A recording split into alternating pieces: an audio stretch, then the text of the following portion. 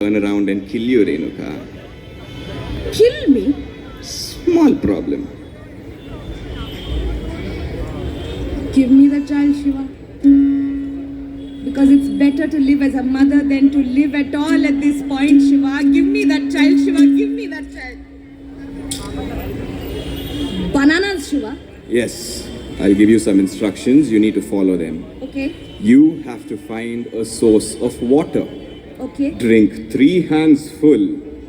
Consume these bananas, and you shall be pregnant, Renuka. Tatastu! Thank you, Shiva. Thank you. Wow, that's simple. That's great, Shiva.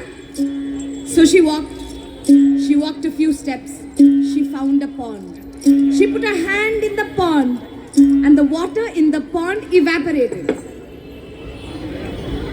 Okay. She continued to walk. She found a stream coming down from the hill. She placed her hand underneath the stream. The water in the stream receded.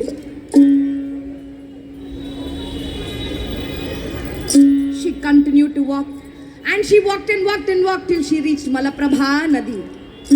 She put her hand in the river, and the entire river dried up. Shiva! Was that really necessary?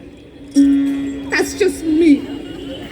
How many lives are you going to take from this woman from getting pregnant? I'm going to sit right here and wait for this water to flow. And when it does, I will drink these 3 handfuls of water and I will be pregnant. She sits down with her bananas and she closes her eyes and she waits. Days turn to weeks. Weeks turn to months. The monsoons come and go, not a single drop of water. Renuka decides to just keep waiting. Another year goes by, no water. That region was affected by a severe drought. Somewhere in the vicinity, there is a king and his men returning from battle after having conquered a nearby village. They are also thirsty, hungry, and are looking for food, but none is to be found anywhere.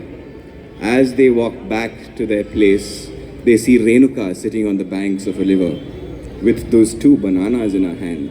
So they decided to approach her. Hungry, bruised, battered. From all the killing, raping and pillaging, they approach me. Devi, I am Kartivi Raja from Saudatti. My men and I are tired, thirsty and hungry. Can you help us in any way? Karti Raja, I'm sitting here with 2 bananas, which are mine, not yours. I can't help you. Go to Gokak Gudda, Gokak Hill. There sits Jamadagni. I'm sure he will help you. Thank you, Devi. Chalo. And they went. They walked up Gokak Gudda, and there was Jamadagni. And Jamadagni opened his arms and served this army and the king. Single man, all by himself, made sure there was food, there was enough to drink, there was enough to smoke, there was enough to make merry for an entire army, their generals and their king. The man couldn't take care of his wife, took care of a full army. And well, so the king started to think, how? He started to think. What a beautiful place. Such abundance. So much of everything. But how? Turns out it was the holy cow. Turns out it was Kamadhenu. Kamadhenu was Jamadagni's cow. And she could materialize anything you could imagine. Why? Even before you finished imagining it, she would materialize it. And here she was, providing for an entire army and the king. So the king started to think again. Kamadhenu. What a beautiful creature. I want her. I need her. I shall have her. Thinking this, he sent his men. They tried to capture her. She butt them when they held her horns. She kicked them when they tried to grab her legs. But she did not budge an inch. Instead, she turned to Karthiviraja and she said, Karthiviraja, you're wasting your time. I am Jamadagni's cow. I go where he goes. If he don't go, I don't go. So Karthiviraja started to think again.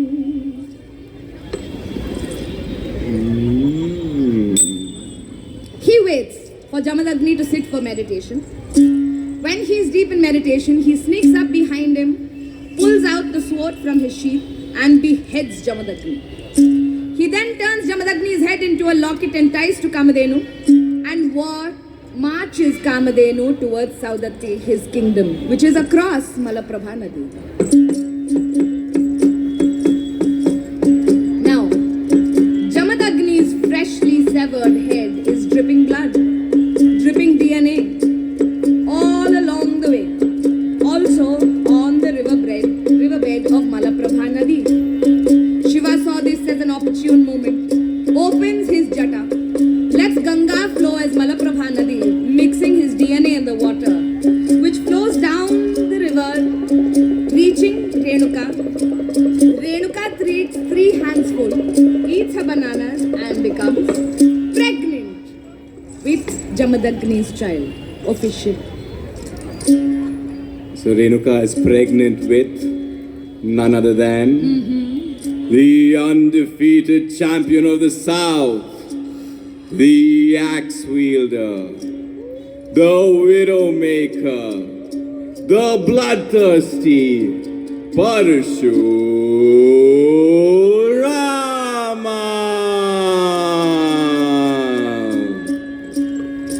And he was no easy child to bear. There's a version along our research that we collected where Parshurama is known to be such a Puritan, he did not want to come down his mother's vagina. He broke her back open and he birthed himself. Some C-section, that is. Now that's more complicated than a C-section, for sure. So in one of the versions that we watched, the artist playing Renuka takes this doll and hides it under a sari while she's sitting on stage. Right. And she sits with her legs apart like that. You remember those dolls which had those eyelids which would open and close when you moved them? You remember them? She shoves it under her sari and goes and she chucks it from inside. So it propels from underneath her sari and goes and falls in the audience.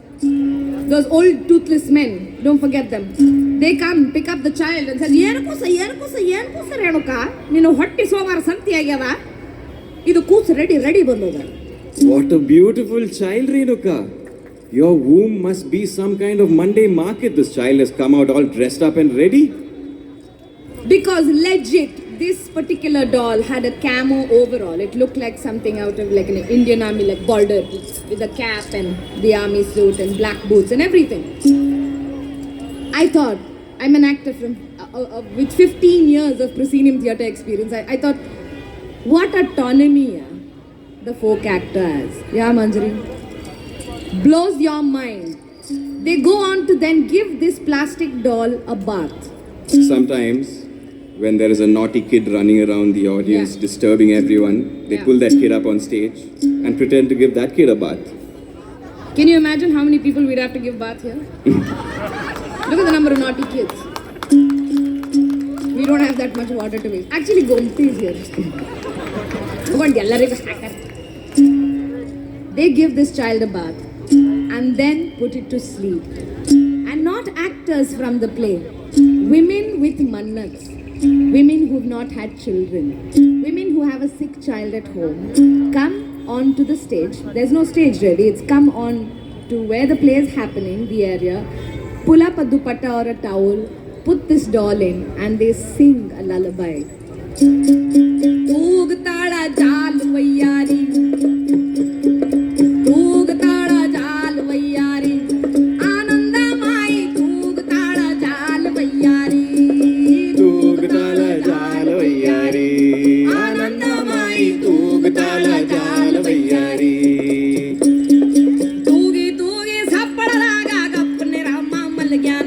Kapne Rama mal gya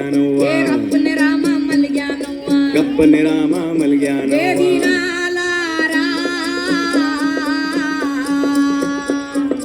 ನಾಲರ ಗೆಳತಿಯರ ಕೂಡಿ ನಲಿದಾಡಿ ತೂಗುವಾಗ ತೂಗುತ್ತಾಳ ಚಾಲು ಬಯ್ಯಾರಿ ಆನಂದ ಮಾಯಿ ತೂಗುತ್ತಾಳ ಚಾಲು ಬಯ್ಯಾರಿ ತೂಗುತ್ತಾಳ ಜಾಲ ವಯ್ಯಾರಿ ಆನಂದ ಮಾಯಿ ತೂಗುತ್ತಾಳ ಜಾಲ ವಯ್ಯಾರಿ. The meaning of this song is the mothers come together. And Parshurama was such a difficult boy to bring up. Here in this myth, in some versions, the local deities become the other women who become the other mothers for Parshurama. And those four women are coming together and they're making a Maya Jala. They're creating their own world for this child to grow up in. Tugtala Jal Vayari. Kaun sa jal hai? Ye Maya Jal hai. And it's not made by God, it's the one made by the mother. I know. Just clap it. And of course, if you hear this song, don't try and put your child to sleep with this song. He's going to get up and start dancing. It's a performative lullaby, guys. And there were a whole slew of performative lullabies that we collected that really embed a different kind of sleep in you. To calm the adult soul, I think you need a performative lullaby. So Parshurama grew up. He grew up to know more and more. He was a curious child. He was Shiva's blessing. He was smarter than the smartest. He was wiser than the wisest. He was stronger than the strongest. So he went out, he started playing with kids in the village. And the village kids obviously kept losing to him. One day, one kid who couldn't take it turned around and said, "Ye Parshya, tera baap kaun hai be?" मेरा बाप They laughed. They pointed fingers. And he felt it. Bathed in shame, angst, he goes back home, bawling his eyes out to his mother. Mother, who's my father? What's his name? Do you even know who he is? Do you know what the people in the village are saying? What kind of a woman are you? And yet again, her purity was questioned, this time by her son. She tries to explain to him, "Parshurama, you don't need a father, Parshurama. I'm all you need, Parshurama," she says. But it does not douse his rage. He goes to the extent of wanting to kill his own mother. This time, to a point of her madness, her growing mad, she runs to Shiva for protection. Renuka! Shiva! Renuka! Shiva! Renuka! Mondo Shiva! What are you doing here now? Shiva! My son is out to kill me, Shiva! I told you so. How dare you! Are you going to help me or not? Fine. Here is the woman's only section in heaven. You may enter, and as you know, Parshurama cannot. Okay, she said. She stands in the balcony of the heaven. Doting mother stands and watches her son. When is he going to miss me? Days pass. Nothing happens to Parshurama. But on the 5th, 6th day, he's like, "I'm tired of eating Maggi noodles and having cold showers. I need my mummy." He says, "Mummy!" Mama hears him.